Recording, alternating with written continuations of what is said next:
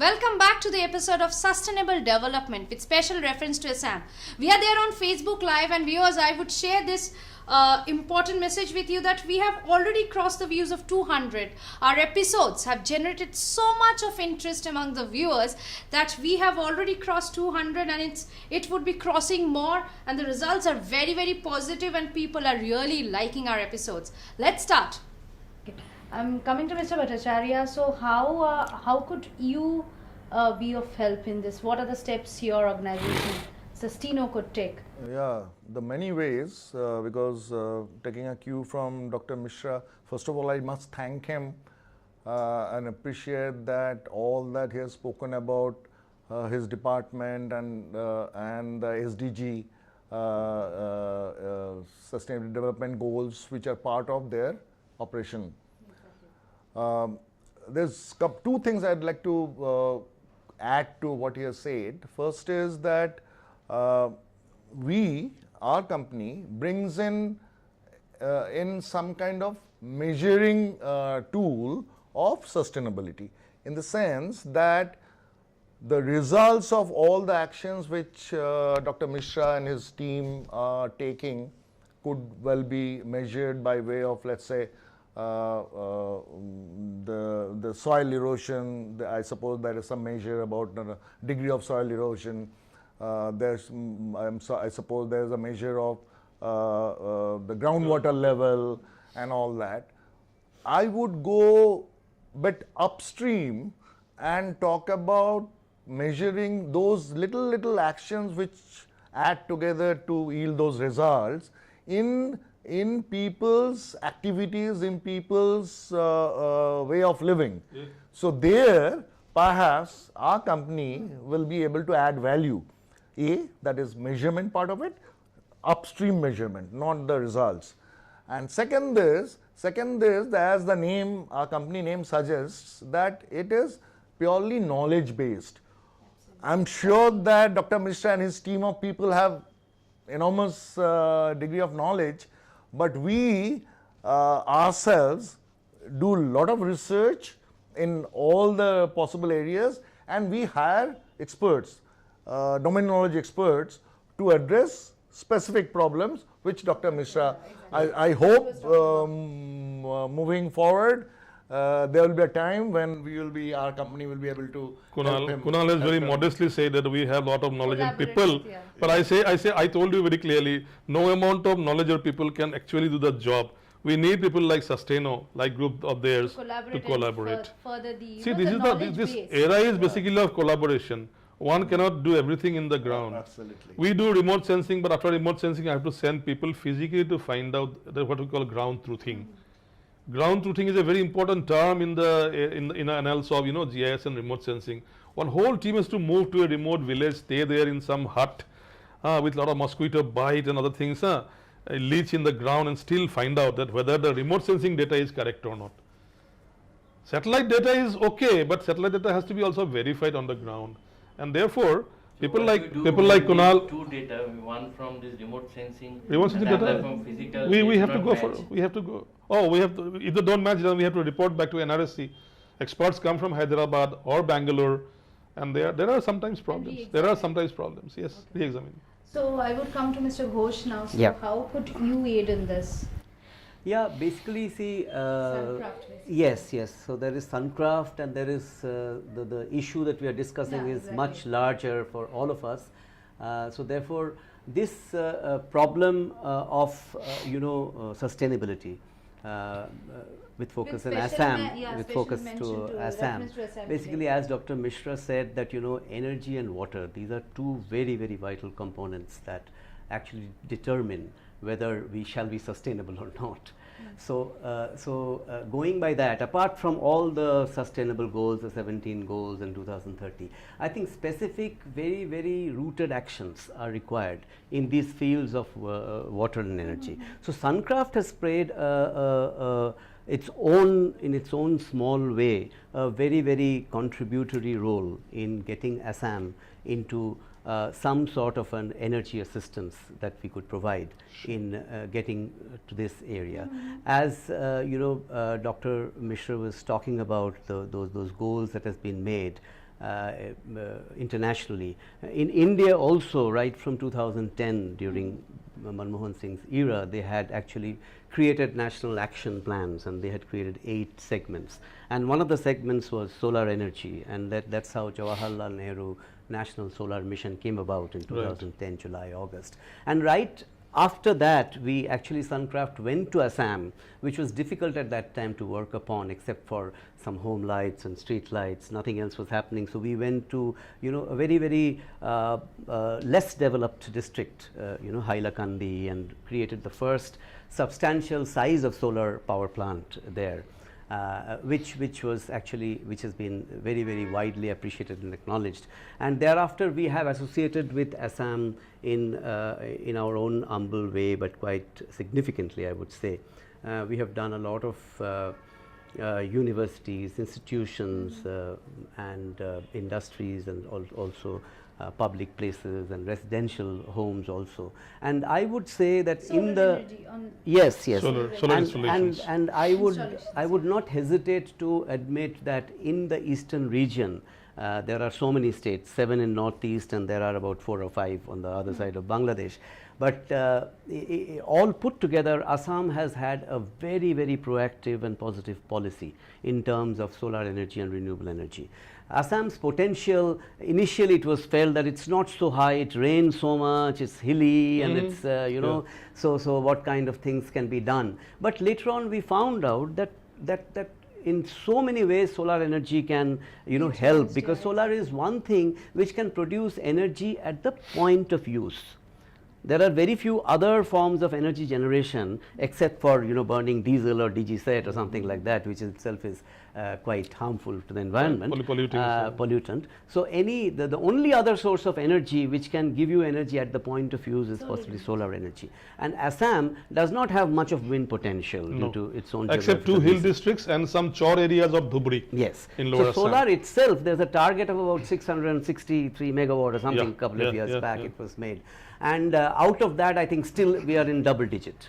We haven't gone to 3 digit in Assam. No, we haven't. So there is a huge potential where solar energy can be actually put in Assam. And we take the advice of Dr. Mishra, since we are lucky to have him here, that we are doing a lot in and around Guwahati, and maybe a little bit Duliajan, Sipsagar, most of the developed kind of areas. But the undeveloped areas, this kind of microgrids, mini grids, or this thing, this has to be done in a much better way. There are districts like, Dhubri or Goalpara or those kind of places where, it's so difficult. I mean, it's water, and they call it SOR.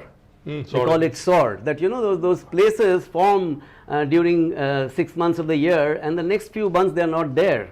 They are washed away. So the lifestyle is different, and you have to provide energy there, life force there. So there are a lot of difficult issues. Yes, so we are doing our own bit in terms of solar energy generation. We intend to do sort of the marshy lands during monsoon. Yes, it's in the middle of those. These are huge islands. Water, temporary These islands. are all in the middle of the river, formed during summer, isn't it? In my very first answer itself, I told that silt is very high in the Brahmaputra and the tributaries. Why? Because a lot of deforestation has taken place in China, Tibet, and Arunachal Pradesh, and all the silt mud is coming with water to Assam and Bangladesh. So our river beds are getting up, they're going up. As a whole result, the volume of the water storage in the river is getting depleted, so catchment is getting flooded. Flood is a major problem. Unless you actually solve the flood problem in Assam, you don't achieve sustainable development. Absolutely. Every year you do a lot of good thing, and when June, July, August comes, last year's all good deeds are washed out. You do worth 1,000 crore rupees, and you spend more than that only in flood rehabilitation, relief, giving people their home back, and feeding them for 2-3 months, keeping the schools or college campuses. People cannot really imagine that in what condition our people stay. Our people stay in what condition during floods and erosion, you cannot imagine. So that is a main deterrent. If you don't solve this problem, speaking about sustainable development is quite futile. tough. It's futile. It's futile. It leads us to a question of climate change. Yes, Because- climate change is very prominently seen there. More than mainland India, in eastern Himalayan region, meaning the 8 states now, Sikkim is part of Northeast Council. In these 8 states, you will not believe, even 0.01 degree change in temperature Celsius per year, average temperature, is going to affect us. A study was made, said that in Punjab, Rajasthan, Tamil Nadu, Haryana, etc., if 0.1 degrees Celsius, 0.2 degrees Celsius temperature rises their average, there will be some change in agricultural pattern, in rain pattern and monsoon, etc. That same figure, 0.1, 0.2 in mainland India is just 0.01, 1/10 in northeast, because it is highly fragile area. Thousands and thousands of animals, birds, wildlife will simply vanish. Very important medicinal herbs, aromatic plants have vanished, already vanished. Due to the floods? No, due to the climate change, Climate change. excessive heat, which cannot sustain. Day before yesterday, I came back from Cherrapunji, the wettest place, Mochinram, in Yeah, the world. exactly. And I found poor woman taking a ghara, kolshi, and going for 10 kilometers, walking down to bring 1 kolshi of water, drinking water.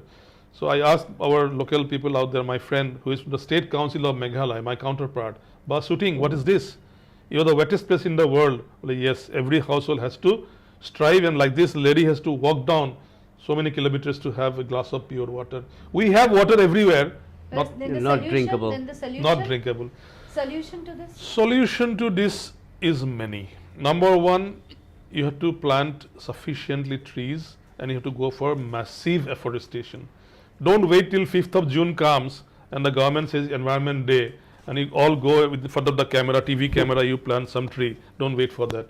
365 days, we tell people from Aztec, our children in schools, I say, better every day you make it Environment Day. Don't wait for 5th of June to come. That is one solution. Rest, there are many other solutions, like you, as I said, there has to be dialogue between Arunachal, Assam. Arunachal government has signed 168 MOUs with 168 river dams. It will be catastrophic result for Assam. And not only Assam, beyond Assam also you have to think, poor people in Bangladesh, they suffer the worst. Entire amount of water and all the garbage in water, they ultimately go to Bangladesh. Assam is at the last point. Downstream, yeah. After Assam also there is one more station in Bangladesh. So if you think that 10 people died in Guwahati because of flood, Downstream. it will be downstream. Everything is going there. So in a holistic fashion, we have to sit and answer to your question, Mona Lisa, is that we need immediate dialogue. All sensible people should come together and discuss the issue. No more. Assam in 1999, Supreme Court gave an order. After 99, no forest, no trees can be cut. Afforestation, And it is the rule of the day. yes, but in other states, Arunachal, it is not the same. They have got some tribal, Deforestation, and moreover, see, the problem in Northeast is that besides the central and state governments, they have got local self-government. Tribal councils are there, which are more strong. If you go to Kokrajhar area, then Bodoland Territorial Council, BTC area, is more strong than Assam government. So this local self-government, which is a tribal government, which has been running for thousands of years, they have to be also sensitized and brought to the table. They also need to be aware. They also Yes, need to yes. be made aware of the So I have positive been telling repeatedly results one of thing. I'm telling, afforestation. I said science and technology is not lacking anything. Somewhere in the world, there is a technology for arsenic water or fluoride water contamination cleaning. in the groundwater. It is there. Basic people need to understand. But this. you have to employ the thing. So technology is not lacking anywhere. Deployment of technology, sensitizing people, making societies aware, and creating a demand from within. Now in Northeast, one bigger problem is that they all wait till the government does something. But in many other places in India, it is the people who demand things to the government. Here we don't demand actually. Very docile people, very soft people. You must have all seen. Suncraft has done a lot of work with us in Aztec and Ada. You must have seen This people are was very a docile. amazing session, I would say. I mean, I was just yeah. reading somewhere that by 2028 in Assam and Arunachal Pradesh, close to 10,000 square meter will get depleted. Now that's a scary thing. I mean, 10,000 That's why square you were saying kilometers. about this Square kilometers. afforestation. You should Forestation, plant a yeah. sapling every Deforestation. day. Yeah. You know, plant a sapling, small sapling, not only for 5th of June, which is the World Yeah, Environment yeah. Yes. And we make That's sure. I have another submission in this area when you are talking about afforestation.